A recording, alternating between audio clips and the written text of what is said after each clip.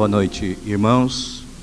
Boa noite a todos os nossos queridos visitantes que nos honram com a sua companhia, com a sua presença nessa noite. Você que aceitou o nosso convite para participar desse momento tão especial na vida dessa comunidade. Hoje, os nossos irmãos aqui de Penápolis concluíram um ciclo, concluíram uma etapa da sua caminhada eclesiástica ou da sua caminhada cristã. Vocês deixaram, na manhã de hoje, de ser uma congregação. Mas o fim de um tempo não significa o fim de tudo, porque o fim de tempo pode ser o começo de um novo tempo.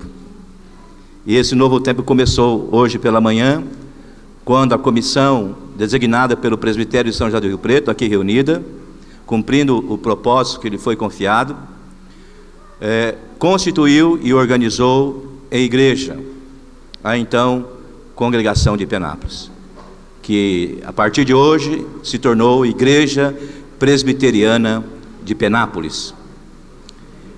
E nesse sentido e nessa direção, concluímos há pouco o trabalho e a tarefa que nos foi confiada, quando depois de examinarmos os irmãos eleitos pela Assembleia reunida na manhã de hoje, tanto para o presbiterato como para o diaconato, tivemos a alegria e o privilégio de entregá-los à igreja já ordenados e também investidos nos seus respectivos ofícios, tanto de presbítero como de diáconos.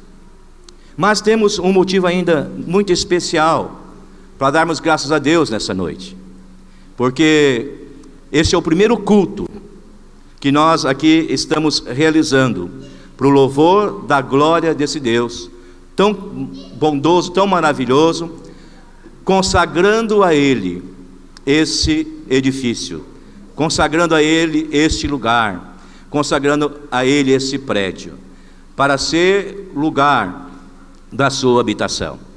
E nós ficamos felizes com a presença do João, o construtor que está aqui. E você tem muita coisa para fazer ainda, João. Até começo de janeiro tem que estar tudo bonitinho, tudo concluído, tudo feito, não é? Para os irmãos estarem aqui em paz, cheios de alegria, não é? Para continuarem servindo ao Senhor neste lugar. E pensando nisso, irmãos, nós escolhemos aqui um texto das Escrituras Sagradas para compartilhar com os irmãos. Se encontra em Mateus, capítulo 21, e também no Evangelho de Lucas, no capítulo 19. Nós vamos ler essas duas passagens, e eu quero assumir o compromisso de não me delongar. Eu resisti à tentação de olhar no meu relógio que horas são, para não ter que deixar de falar para vocês tudo aquilo que Deus colocou no nosso coração, mas também de ser tentado para ficar aqui esticando o culto para que ele se torne comprido e não curto, né? Então, mas olhei aqui no meu tablet, ele está mostrando o horário, não é? Então, me dando um alerta que eu não tenho todo o tempo do mundo para fazer isso, não é? Então, Mateus 21, nós leremos a partir do versículo, irmãos, 12, até o verso de número 17, primeiramente. Tendo Jesus entrado no templo, expulsou todos os que ali vendiam e compravam. Também derribou as mesas dos cambistas e as cadeiras dos que vendiam pombas. E disse-lhes: está escrito, a minha casa será chamada casa de oração, vós, porém, a transformais em covis e salteadores. Vieram a ele no templo cegos e coxos, e ele os curou. Mas vendo os principais sacerdotes, os escribas, as maravilhas que Jesus fazia, e os meninos clamando, Hosana ao filho de Davi, indignaram-se e perguntaram-lhe: ouves o que esses estão dizendo? Respondeu-lhes Jesus: sim, nunca lestes? Da boca de pequeninos e crianças de peito tiraste perfeito louvor? E deixando-os, saiu da cidade para Betânia, onde pernoitou. Eu quero ler também Lucas capítulo 19, irmãos. por favor, nos acompanhe. Lucas, no capítulo 19, uma passagem paralela a essa que nós acabamos de ler e que também está retratando o mesmo fato, o mesmo episódio que acabamos de ler aqui no registro de Mateus. Verso 45 em diante. Lucas 19, verso 45 até o verso 48, nós leremos. Depois, diz o texto, entrando no templo, expulsou os que ali vendiam, dizendo-lhes: está escrito, a minha casa será casa de oração, mas vós a transformastes em covil de salteadores. Diariamente, Jesus ensinava no templo, mas os principais sacerdotes, os escribas e os maiorais do povo procuravam eliminá-lo. Contudo, não atinavam em como fazê-lo, porque todo o povo, ao ouvi-lo, ficava dominado por ele. Deus querido, Deus amado, a tua palavra foi lida, e do teu auxílio nós necessitamos para compreendê-la. E a nossa oração, ó Deus, é que o Senhor possa estar trazendo uma palavra que possa ser determinante para o trabalho que o Senhor tem confiado a essa igreja ora organizada, aos seus oficiais eleitos, e para que neste lugar que hoje consagramos a Ti, de fato, os Teus propósitos e os Teus planos se cumpram. Ajuda-nos, ó Deus, fala conosco, em nome de Jesus nós oramos, amém. Queridos irmãos, conforme nós podemos ver no texto que nós acabamos de ler aqui, tanto de Mateus como de Lucas, nós estamos diante da celebração da festa da Páscoa. E por ocasião da festa da Páscoa, chegavam pessoas de praticamente todas as regiões da Palestina a Jerusalém. E os peregrinos encontravam ali no templo comerciantes que vendiam animais para serem sacrificados, e também os cambistas que trocavam o dinheiro que traziam pelo único que era aceito no templo pelos sacerdotes.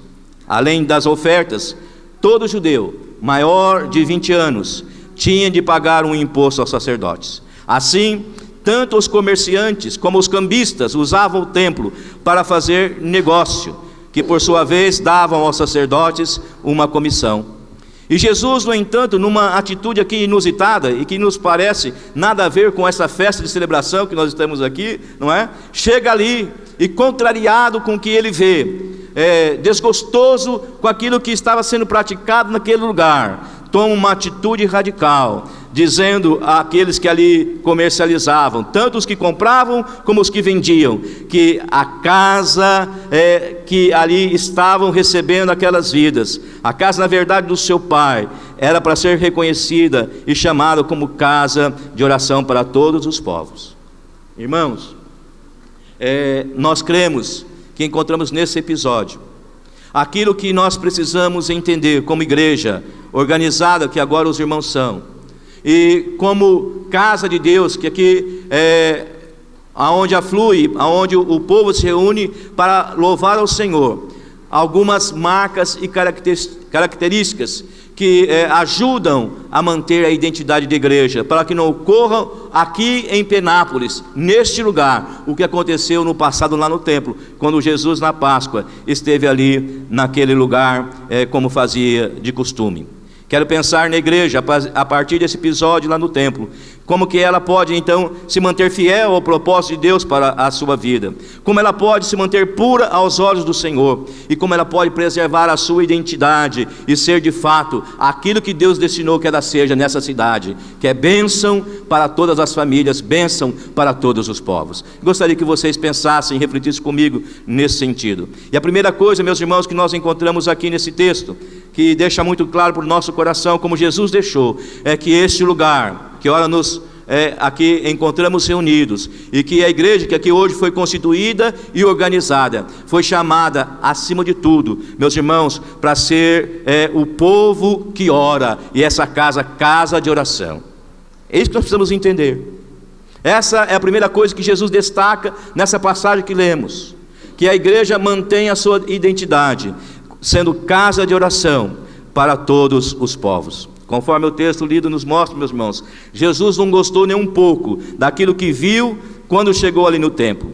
O lugar que Deus havia destinado, planejado para ser um lugar de culto, um lugar de adoração e, acima de tudo, um lugar de oração, havia se tornado num lugar de negócios. Para os irmãos terem uma ideia, Flávio Joséfo, historiador judeu, diz que por ocasião da Páscoa chegavam a ser oferecidas em sacrifício mais de 250 mil ovelhas, fora os outros animais. Agora imagine, meus irmãos, tudo isso acontecendo num único lugar que os gentios, aqueles que não eram judeus, podiam ter acesso, o ato dos gentios. E entrando ali, gente vendendo, gente comprando, gente trocando dinheiro, num ambiente totalmente, meus irmãos, contrário e desfavorável para ser aquilo que um Deus um dia planejou que aquela casa fosse, que era o lugar de oração. E tudo que acontecia ali não cooperava e nem contribuía para que aquele lugar, os gentios tivessem a oportunidade de buscar a Deus, de falar com Deus, conforme nós cantamos daqui a pouco com o coral e com a igreja, no lugar de estar tendo um encontro com o Senhor. E Jesus então toma essa atitude radical para purificar aquele lugar, expulsando dali aqueles que comercializavam, tantos que vendiam, tantos que compravam, porque ele entendia que aquela casa era a casa do seu Pai. E a casa do seu Pai era para ser, antes de tudo, um lugar de oração. Esse é o ministério mais importante, que essa igreja e que esse lugar pode, se comprometer para que seja uma bênção na cidade de Penápolis. É ser um lugar de oração. Quando Salomão, muitos anos atrás, consagrou o primeiro templo ao Senhor, esse foi o compromisso, esse foi o pacto que Deus entrou com aquele povo e com aquela nação, dizendo assim: e o Senhor apareceu de noite a Salomão, e acerca do lugar que havia construído, dizendo: ouvi a tua oração e escolhi para mim esse lugar para casa de sacrifício. Se eu fechar os céus e não houver chuva, ou se ordenar aos gafanhotos que consumam a terra, ou se enviar a peste entre meu povo, e se o meu povo, que se chama pelo meu nome, se humilhar, orar e buscar a minha face, e se converter dos seus maus caminhos, então eu ouvirei dos céus, perdoarei os seus pecados e sararei a sua terra. Agora estarão abertos os meus olhos e atentos os meus ouvidos à oração que se fizer neste lugar, porque agora escolhi e santifiquei essa casa, para que o meu nome esteja nela perpetuamente, e nela estarão fixos os meus olhos e o meu coração todos os dias. E isso, meus irmãos, está registrado no segundo livro das Crônicas, no capítulo 7, a partir do versículo 12. E meus irmãos, conforme nós podemos ver aqui nesse texto, e pela atitude de Jesus, os israelitas haviam se esquecido disso, que aquele lugar, a casa de Deus, havia sido estabelecida para ser um lugar de buscar ao Senhor, de falar com Deus e com Ele ter comunhão. Toda e qualquer atividade ali praticada que fugisse desse propósito deveria, na verdade, ser mudada e se alinhar novamente com essa realidade com que aquela casa foi consagrada. E só tinha sentido se isto fizesse com que aquele povo pudesse ter em mente e pudesse praticar mais a oração naquele lugar, coisa que não estava acontecendo, coisa que há muito tempo já não acontecia mais. Então, meus queridos irmãos, de igual forma, se a igreja presbiteriana de Penápolis se esquecer ou deixar de ser um lugar de oração, de encontro e de comunhão com Deus, e se enveredar por outros caminhos e outras práticas, deixará de ser casa de Deus, perderá a sua identidade e precisará ser purificada pelo Senhor para voltar ao seu propósito primário. Então esse é o primeiro ponto que eu quero destacar. Como é que a igreja pode ser uma bênção aqui nessa cidade? Como o seu pastor pode conduzir o seu rebanho, as suas ovelhas, e os seus oficiais podem fazer com que esse lugar que nos recebe hoje seja um lugar de bênção, seja um lugar onde Deus tenha de fato a sua aliança voltada, o seu prazer, os seus olhos, os seus ouvidos abertos para receber a oração que for feita nesse lugar, sendo e priorizando a oração. Porque infelizmente, meus irmãos, falava ainda hoje o Edmilson aqui, na nossa reunião, né, Edmilson? Que era um grupo pequeno só, que muitas vezes prioriza, que entende a importância e a relevância da oração. Se nós fizéssemos uma pesquisa, e nós verificaríamos justamente isso, que a reunião que deveria ser mais valorizada pelo povo de Deus é uma reunião relegada para um segundo plano e que não ocupa a prioridade muitas vezes nos nossos corações. Mas eu preciso prosseguir, porque aqui em Lucas, no texto que nós lemos, capítulo 19, nós lemos que aquele lugar também havia sido destinado para ser lugar do ensino da palavra. Se nós queremos preservar a identidade, esse lugar continuar sendo uma bênção para essa cidade, precisa então priorizar o ensino da palavra. E o texto que nós lemos diz que diariamente Jesus ensinava no templo.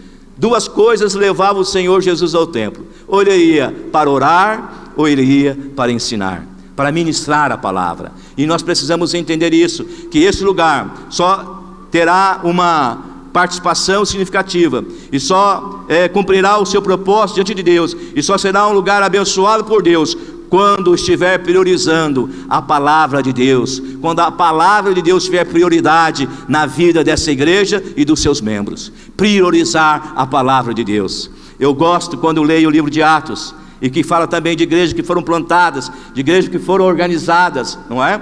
Quando lemos o testemunho, por exemplo, lá de Lucas, no capítulo 11, quando fala que depois da tribulação que sobreveio a Estevão, não é? A igreja foi espalhada, não é? E o pastor, nosso amigo, que infelizmente não está conosco nessa noite, reverendo Arival, diz que aquele texto, que foram dispersos, não é? Significa sementes espalhadas pelo vento. E aqueles que foram espalhados como sementes ao vento, não é? Chegaram na região também lá da Fenícia, chegaram na região de Chipre e na região de Antioquia, mas não falavam do evangelho para ninguém, a não ser para os judeus. Mas alguns deles, porém, que eram de Chipre e Cirene e que foram até Antioquia, falavam também aos gregos, anunciando-lhes o evangelho do Senhor Jesus. E a mão do Senhor, meus irmãos, estava ali presente, a mão do Senhor estava operando naquele lugar, estava com eles, e muitos, crendo, diz as Escrituras em Atos capítulo 11, se converteram ao Senhor. Que coisa maravilhosa! E não demorou para que a notícia de que aquela igreja que nascia há pouco ali em Antioquia, prosperava, despertou o interesse, não é? Lá da igreja de Jerusalém. Quer dizer, pastor Mariano, que as notícias correm, né? Sejam elas boas ou ruins. Boas correm, ruins voam, não é? Então, pode ter certeza que lá na junta, em Campinas, vai chegar notícias aqui da igreja de Penápolis, não é? Como chegou lá em Jerusalém, notícias da igreja de Antioquia. E que fizeram aqueles líderes? Mandaram Barnabé para ver o que estava acontecendo lá em Antioquia. E quando Barnabé chegou, ele percebeu, era visível a presença de Deus naquele lugar. E ele, vendo a graça de Deus ali, se alegrou, porque era quase que palpável, a presença de Deus era muito marcante na vida daquela igreja. E Rick Warren, no seu livro A Igreja com Propósito, diz que o que atrai uma multidão é a presença de Deus no meio do seu povo, não é o marketing, não é a propaganda que se faz aí, né? Venha para cá, seus problemas terminaram. Mas é a presença de Deus. Quando as pessoas que nos visitam, ou que estiverem aqui e dizem: olha pastor, eu não sei explicar, mas eu senti algo diferente quando eu pisei nesse lugar, e eu quero voltar. Porque é a presença de Deus que pode, meus irmãos, atrair uma grande multidão. E outra coisa que atrai uma multidão são vidas transformadas, diz Rick Warren. E que nós lemos nesse texto, meus irmãos, é que quando chegou ali e viu o que estava acontecendo, Barnabé não teve dúvidas. Barnabé foi até Tarso e encontra lá um jovem que havia se convertido alguns anos atrás, e diz: esse homem também vai ser um vaso de bênção para a vida da igreja de Antioquia. E diz que pegando consigo a Saulo, leva-o para Antioquia. E diz o texto lá, meus irmãos, que durante um ano todo, todos os dias, Paulo e Barnabé ensinaram uma enorme multidão, uma grande multidão. Ali naquela igreja de Antioquia, meus irmãos, havia um ensino da palavra de Deus profundo e constante. Havia um ensino bíblico que realmente fazia jus à palavra de Deus, fiel às Escrituras. E isso, meus irmãos, trouxe um resultado surpreendente, maravilhoso, porque esse ensino foi tão marcante, tão transformador, que foi ali em Antioquia que os gentios e não os judeus, pela primeira vez, foram chamados de cristãos. Por quê? Porque o ensino da palavra de Deus estava transformando as vidas. O ensino da palavra de Deus estava purificando o coração daqueles homens.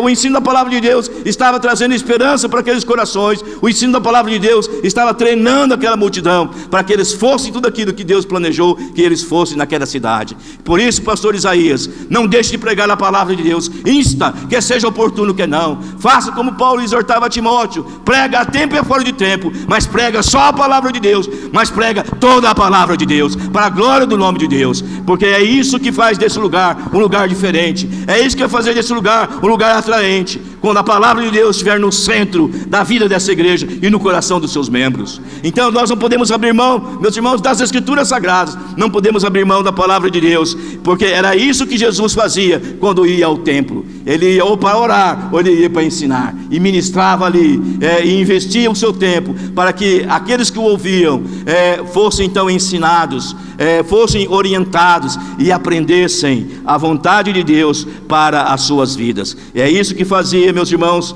Jesus estar entristecido, porque olhava para aquele lugar, o que ele menos via ali, naquele que foi designado e foi escolhido para ser a casa de Deus, menos acontecia, era oração e ensino da palavra, porque estavam presos às suas tradições. Então, querido, você que me ouve,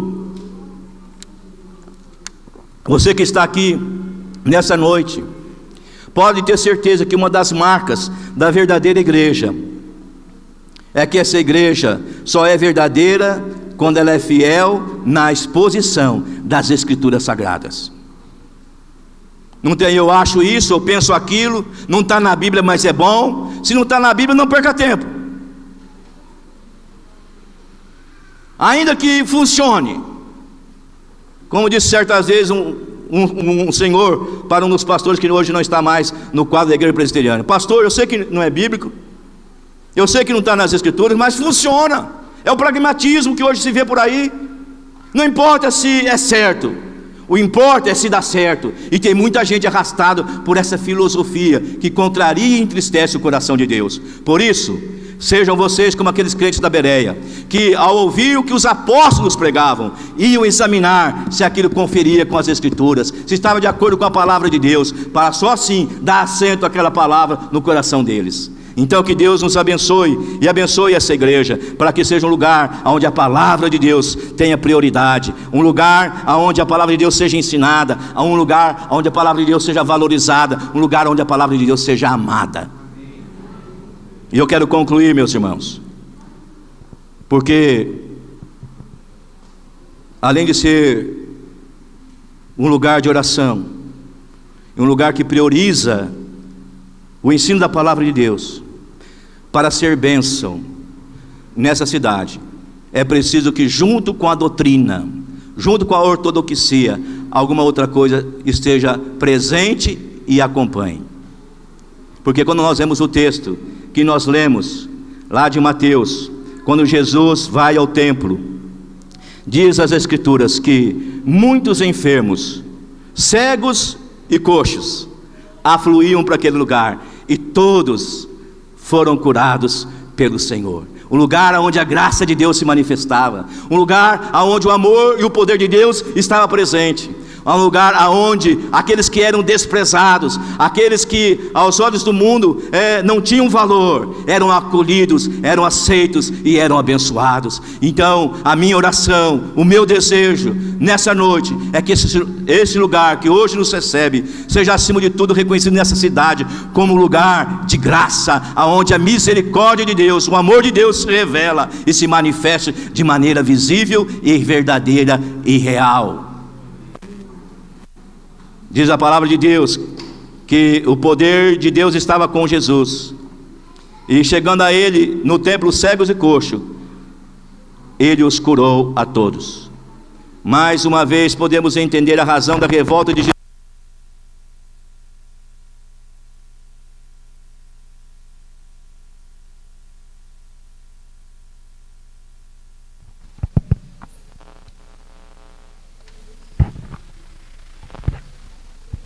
Estavam transformando, meus irmãos, a casa de Deus, lugar de graça e misericórdia, em lugar de exploração da fé e de oportunidade para se dar bem na vida. Olha, meus irmãos, que coisa terrível é o que nós vivemos hoje no nosso país. Quando muitos, olhando para os templos que se dizem evangélicos, nada mais veem neles do que um covil de salteadores, como Jesus viu que acontecia no seu tempo, quando estava ali no templo. E isso para a tristeza nossa, para a nossa tristeza. E nós precisamos, como igreja evangélica, se arrepender desse pecado, irmãos. Deus não constituiu-nos como igreja, nem nos ordenou pastores, nem nos ordenou presbíteros, diáconos, para levarmos vantagem. Deus não nos constituiu, nos colocou nessa cidade, meus irmãos, para explorar a fé dessa população.